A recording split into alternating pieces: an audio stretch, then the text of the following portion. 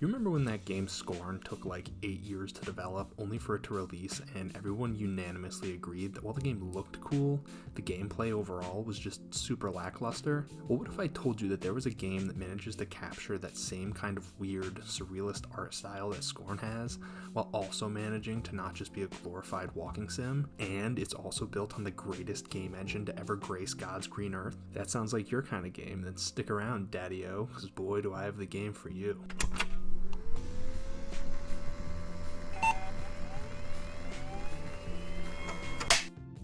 This is Vomitoreum, an FPS Metroidvania game built on the Doom engine and inspired by Dark Souls and Metroid Prime. Now you're probably thinking, wait, did you just say a Doom-style game inspired by Dark Souls, everyone's favorite cryptic lore ragebait meme game? I sure did.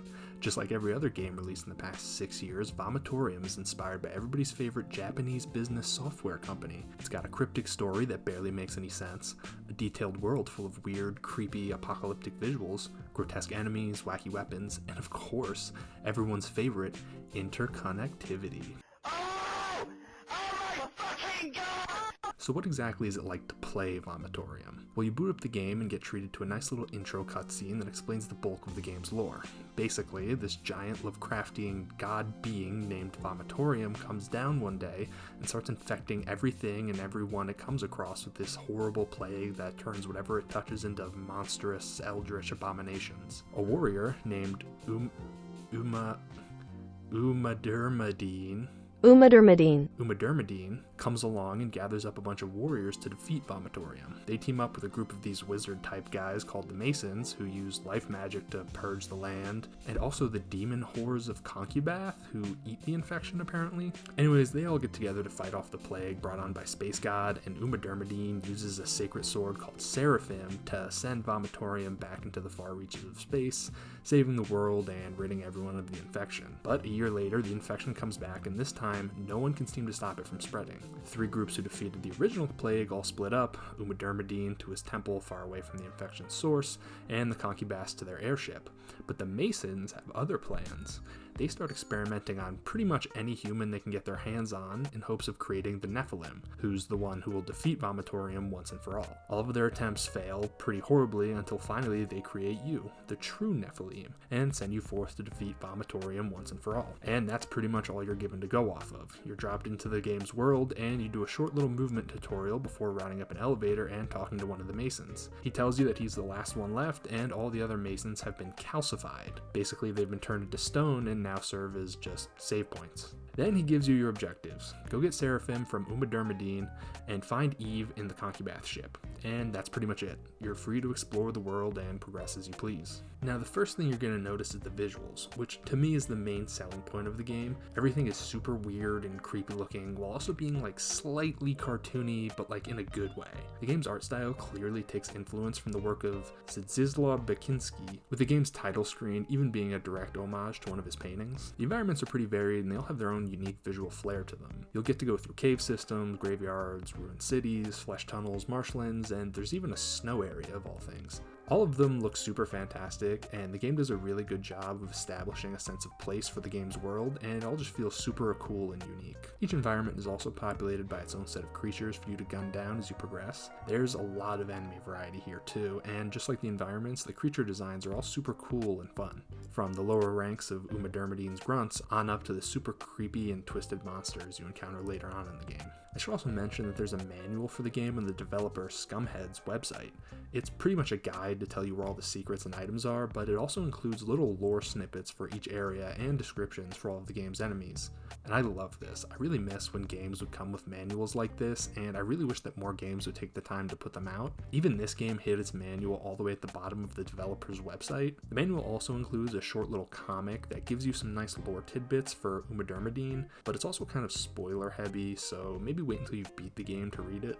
Now, gameplay wise, this game plays like any other bog standard game made on the Doom engine with a couple of fun little twists put in. For starters, you unlock a dash move pretty early on that lets you fly around the arenas a bit, as well as a double jump that helps you traverse the levels and get to areas you couldn't reach previously. This is where the Metroidvania aspect of the game comes in, as most of the game sees you in a typical Metroid style loop of go to an area, area, unlock a new power, and use it to get to another area, and repeat ad nauseum. Besides those two previously mentioned upgrades, you also get a power-up that lets you shrink yourself down into fetal form, which is really only used to get through small gaps in the level geometry, as well as a homunculus that basically just follows you around and serves as a little floating lantern. There's also plenty of upgrades hanging around that buff your total health and the number of healing items you have, and these are usually hidden in secret or difficult to reach spots. Speaking of which, the game has a fair few secret areas for you to find, and two of the game's weapons are actually locked behind secret areas that can only be accessed after finding a certain number of collectibles. These were fairly easy to find while playing casually, and I think they were a nice touch to encourage exploration. Thankfully, all the secret areas are accessed using the game's various power-up mechanics, so you don't have to go around spamming interact on every wall you come across like a lot of other games on the Doom engine. When it comes to guns, there's about 7 different weapons that you can find throughout your playthrough, with a couple of them having some separate upgrades you can acquire. We'll start off with a basic pistol-type weapon that is, quite honestly, a total piece of shit. It fires super slow, does almost no damage, and for some reason I feel like the bullets were going slightly off-center from the middle of the screen, making it very difficult to hit anything. Next up, you have the trench gun, and unfortunately this one isn't great either. It's definitely a step up from the pistol, but it just never really feels good to use. It just doesn't do enough damage, and enemies soak up way too many hits for it to ever feel effective. It's pretty quickly outclassed by the sawed-off shotgun, which shoots more like your regular normal Doom shotgun, and is probably the first actually useful weapon you'll come across, although it's locked behind what is probably the toughest boss fight in the entire game. Next up, you have a machine gun that you don't find until pretty late into the game, and by that point you're more than likely to have already unlocked at least one of the secret weapons, both of which just overshadow the machine gun entirely and render it pretty pointless. There's also a melee weapon in the form of a power glove type thing that lets you punch enemies, and it can be upgraded into a hammer that does a surprisingly high amount of damage, especially to bosses, and it can actually be used as a viable strategy for some of the tougher fights. For the secret weapons, like I said before, both are locked behind finding a certain amount of collectibles. First is the bow, which requires you to find a bunch of these cute little homunculus guys hidden around the map, and this thing absolutely shreds. It's able to take out most enemies in just a couple of hits, and will pretty much be the only weapon you use to clear out the game's arenas after you find it. The other secret weapon is a grenade launcher type weapon that can only be acquired by shooting all of the white totems hidden around the map. This thing does a stupidly high amount of damage, with the caveat being that it uses your healing items as ammo. It really doesn't matter though, as this weapon pretty much trivializes every single boss fight in the game once you get it. Like seriously, a full burst from this thing will take out 75% of any boss's health bar, including the final boss. And unfortunately, this brings me to talk about some of the problems I have with Vomitoreum. And look, I really like this game, and I think it's definitely worth a single playthrough, if only for the art style and the world design alone. I also realize that this game was made mostly by a solo dev, so I think the game deserves to be cut a little slack in that department. Still, the game isn't without issues. For one, the power scaling in this game is all over the place. The combat just never feels quite right. In the first half of the game, all the enemies feel like they have way too much health, and even the most basic enemies will take like a dozen or so shots before going down. They also just really don't do a lot of damage, and their attacks are pretty easy to dodge. This, combined with the fact that most of the arenas in the game are super open,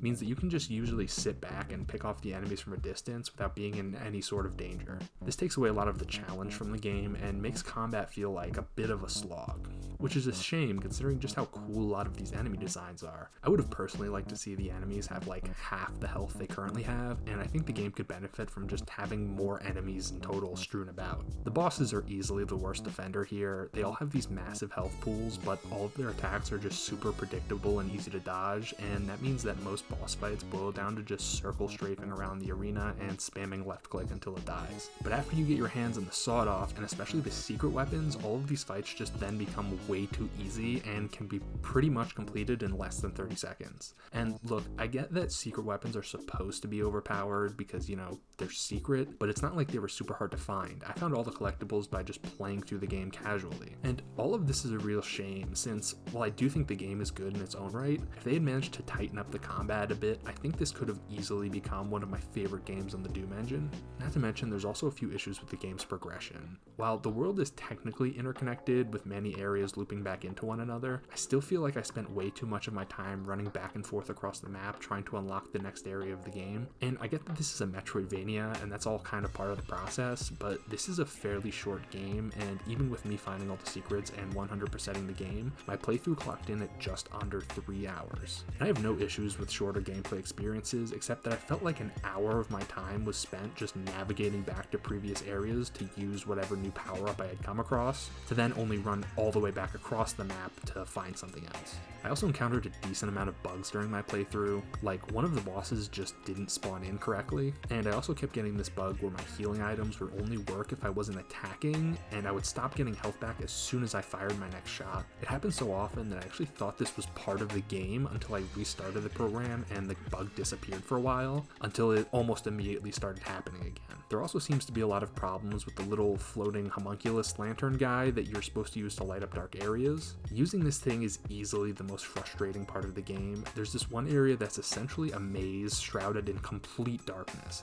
and you're supposed to use the homunculus to help you see in the dark in order to be able to progress. But no matter what I did, this thing just refused to follow me properly. He was constantly getting stuck on level geometry and would repeatedly try to find his way back to the player, only for him to start flying in the complete opposite direction, leaving you in just total darkness. I got to the point where I was forced to just cast the lantern over and over again to try and reset its position long enough for me to walk forward a couple steps. Now, all that being said, I know almost nothing about game development, and I can acknowledge that I'm way too stupid to ever understand how any of this stuff works, but I really just don't understand why the lantern isn't anchored to the player's position instead of just floating around and bumping into everything. All of that aside though, I did genuinely enjoy my time with this game, and I think it's absolutely worthy of a casual playthrough. You can usually find it on sale for like $5 on Steam, and I think that's more than a fair price for a game that's just oozing with this much character and world design. The story itself also isn't half bad either, and while it can be kind of cryptic, I found myself pretty interested in the game's lore as I played. So if you like Doom games and you're willing to ignore some of the less than perfect game design, I think you should definitely give this one a shot.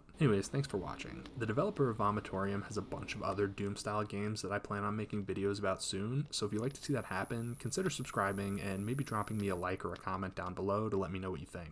Thanks again, and I hope to see you again soon.